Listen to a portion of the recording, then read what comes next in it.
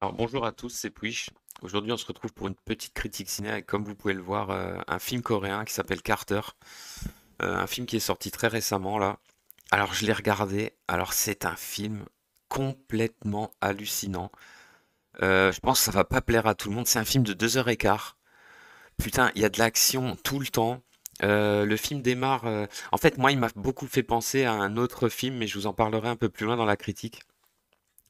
Donc en fait en gros c'est notre personnage se réveille. Il est amnésique, on voit qu'il a comme une croix derrière la tête. Clairement, il a subi une opération. Des agents de la CIA débarquent, lui demandent où est passé un professeur et la fille d'un professeur qui a été enlevé, qui travaille sur un remède à un virus. Donc on apprend qu'il y a un virus, il y a un espèce de virus qui rend les gens complètement enragés. C'est à mi-chemin entre le zombie et le fou furieux. Donc une maladie qui est en train de se répandre, notamment en Corée du Nord. Donc c'est de nouveau une histoire un peu entre la Corée du Sud et la Corée du Nord. Il y a les États-Unis qui sont mêlés dedans. Notre héros ne se souvient plus de rien, comme d'habitude, j'ai envie de dire, comme dans beaucoup de... En fait, le film fait énormément penser à un espèce de jeu vidéo. Et il va se mettre dans une espèce de course-poursuite, série de massacres. Il va essayer de survivre, ensuite il va essayer de sauver cette gamine, ensuite il va essayer de ramener cette gamine au nord, ensuite il va de nouveau s'enfuir. Enfin bref, c'est une succession de scènes d'action, de courses-poursuites, de massacres. Dès la première scène d'action, je vous promets, il zigouille au moins 50 mecs avec des faucilles, des couteaux. Le film est ultra violent. Alors il lésine pas du tout sur le côté sanglant, mais la chose intéressante, la chose qui apporte un petit peu du piquant à tout ça, c'est que le film est intégralement filmé comme un plan séquence. Mais comment dire, un plan séquence vraiment mais ultra abusé. Alors, c'est filmé d'une façon assez bizarre. Souvent, c'est en grand angle. La caméra, on dirait parfois, on a l'impression que c'est sur un drone.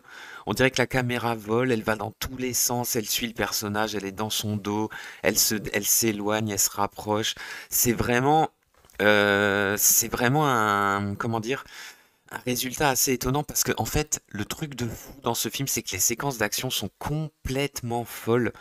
C'est-à-dire, comme je vous expliquais, première scène, notre héros saute par la fenêtre, il est dans un immeuble, hein, un appartement.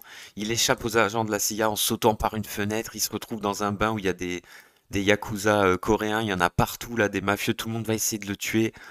Euh, les scènes sont immenses. C'est totalement dans la surenchère du film d'action. C'est-à-dire, il y aura des explosions, des carambolages.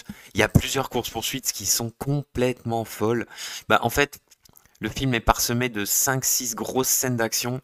Elles sont toutes plus folles les unes que les autres. La fin, on a des combats en héli. On a des combats entre hélicoptères, camions, trains, des crashs, des mecs qui meurent à tout va. C'est complètement dingue. Le film, il est ouf. Alors, le résultat, je pense que ça plaira pas à tout le monde parce que, évidemment, ils ont eu, je pense, je me demande comment ils ont tourné tout ça. Ça doit être complètement ouf. Il y a des effets spéciaux de partout, la caméra qui vole, il y a des raccords tout bizarres, même si ça se suit, on sent qu'il y a parfois il y a des changements d'éclairage, on voit très bien dans les scènes, on voit très bien qu'il y a eu des coupes, mais ça donne un résultat un peu dégueulasse. Comme je vous ai dit, je pense pas que ça devrait plaire à tout le monde, mais franchement, c'est un spectacle tellement réjouissant, tellement ouf, comme seuls parfois j'ai envie de dire comme seuls les films asiatiques peuvent nous donner des résultats comme ça complètement dingues. On était surtout habitué plutôt au cinéma de Hong Kong ou parfois au cinéma japonais, mais là, franchement, c'est du lourd. Il y a des morts par centaines, des soldats. Le mec va se battre contre des armées entières. C'est complètement dingue. Les courses-poursuites sont ouf, hein, toute la scène avec entre les motos, les camionnettes, mais c'est dingue. Il passe d'un véhicule à l'autre. Alors, les scènes d'action sont complètement what the fuck, hein. Le mec, la physique en a rien à branler, hein, dans ce film. Le mec s'accroche à des hélicoptères. Et d'ailleurs, il fera un espèce de 360 avec avec un hélicoptère. C'est over the top. Mais le spectacle est totalement réjouissant. Alors, si on pouvait citer Alors, les acteurs, moi personnellement, je les connais pas plus que ça. Il y a juste le méchant militaire, lui, j'ai déjà vu dans des films, hein. Il était dans Public Enemy, il était en Attack the Gas Station, des films coréens qui sont un petit peu connus. Sinon, le personnage principal, je l'ai jamais vraiment vu. Le réalisateur, c'est pareil, il a pas fait énormément de films. Il avait fait The Villainess il y a quelques années, d'ailleurs, c'était son premier film, je crois qu'il était pas trop mal. Mais alors là, franchement, ils se sont lâchés, ils nous ont fait un truc de dingue. Alors, le seul défaut du film, moi, je trouve, C'est que il emprunte un peu. Moi, ça m'a fait penser en fait à. Il m'a fait penser à deux films en fait, ce film. Il m'a fait penser à Total Recall pour le coup de. Il est amnésique, on lui raconte une histoire, après on lui raconte une autre histoire, après peut-être il est encore un autre agent. Il ne sait plus qui il est vraiment. Et pendant tout le film, on a des doutes, on se dit mais qu'est-ce qui se passe? Qu'est-ce que c'est vraiment l'histoire? Après, en fait, c'est un petit peu redondant, c'est un petit peu chiant, on sait pas trop, c'est pas terrible. Et ça, moi, ça m'a fait penser à Total Recall. Et en fait, ce film m'a fait penser en fait à une itération à une itération coréenne de Hardcore Henry.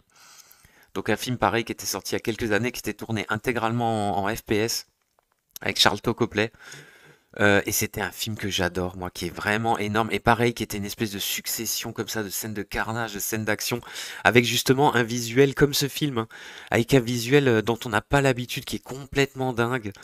Et ce film me fait beaucoup penser à ça. Dans la succession de scènes d'action, on dirait vraiment un jeu vidéo en fait. Moi, il y a plusieurs scènes, ça m'a fait penser à Uncharted, notamment les courses-poursuites avec il y a un camion rempli de cochons, il va les balancer, les pauvres cochons, ils vont prendre cher, les pauvres cochonous. Et justement, le fait de sauter d'un véhicule à l'autre, ça m'a beaucoup fait penser aux scènes de course-poursuite dans Uncharted 2 et 3. Et bah voilà, c'est un spectacle complètement dingue. Alors, il y a un autre défaut au film, moi je trouve, c'est la fin du film. Alors, sans spoiler, hein, on pourrait penser que c'est la fin, mais juste au moment où le film est fini, il y a un cliffhanger.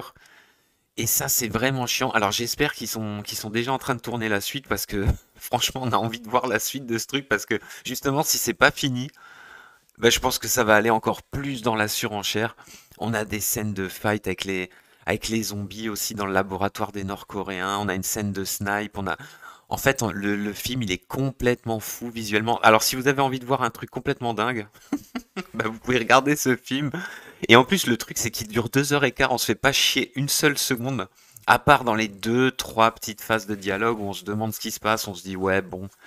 Mais sinon, les scènes d'action sont vraiment un film à part. Moi qui m'a beaucoup plu.